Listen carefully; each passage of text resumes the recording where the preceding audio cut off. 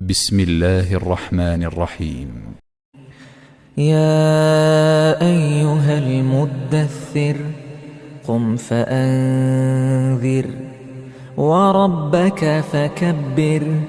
وثيابك فطهر والرجز فاهجر ولا تمنن تستكثر ولربك فاصبر فإذا نقر في الناقور فذلك يومئذ يوم عسير على الكافرين غير يسير ذرني ومن خلقت وحيدا وجعلت له مالا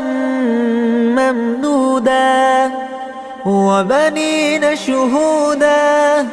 ومهدت له تمهيدا ثم يطمع أن أزيد كلا إنه كان لآياتنا عنيدا سأرهقه صعودا إنه فكر وقدر فقتل كيف قدر ثم قتل كيف قدر ثم نظر ثم عبس وبسر ثم أدبر واستكبر فقال إن هذا إلا سحر يؤثر إن هذا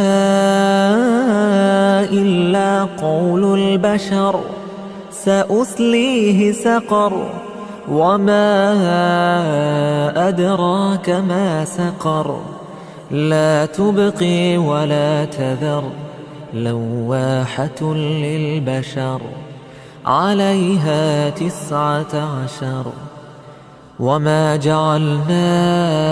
أصحاب النار إلا ملائكة وما جعلنا عدتهم إلا فتنة للذين كفروا ليستيقن الذين أوتوا الكتاب ويزداد الذين آمنوا إيمانا ولا يرتاب الذين أوتوا الكتاب والمؤمنون وليقول الذين في قلوبهم مرض والكافرون ماذا أراد الله بهذا مثلا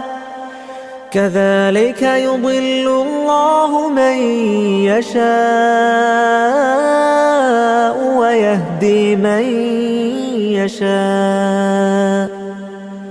وما يعلم جنود ربك إلا هو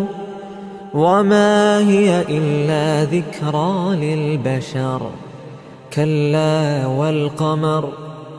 والليل إذ أدبر والصبح إذا أسفر إنها لإحدى الكبر نذيرا للبشر لمن شاء منكم أن يتقدم أو يتأخر كل نفس بما كسبت رهينة إلا أصحاب اليمين في جنات يتساءلون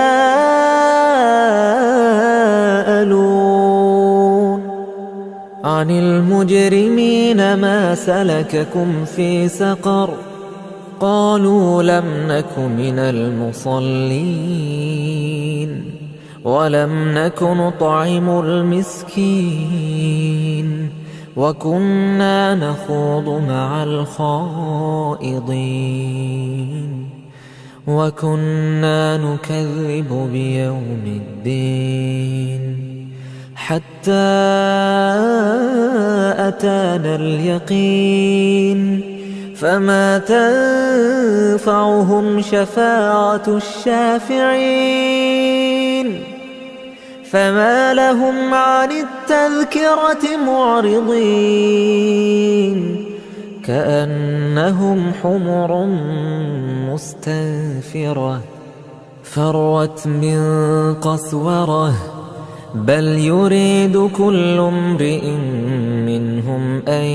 يؤتى صحفا منشرة كلا بل لا يخافون الآخرة كلا إنه تذكرة فمن شاء ذكره وما يذكرون إلا أن يشاء الله هو أهل التقوى وأهل المغفرة.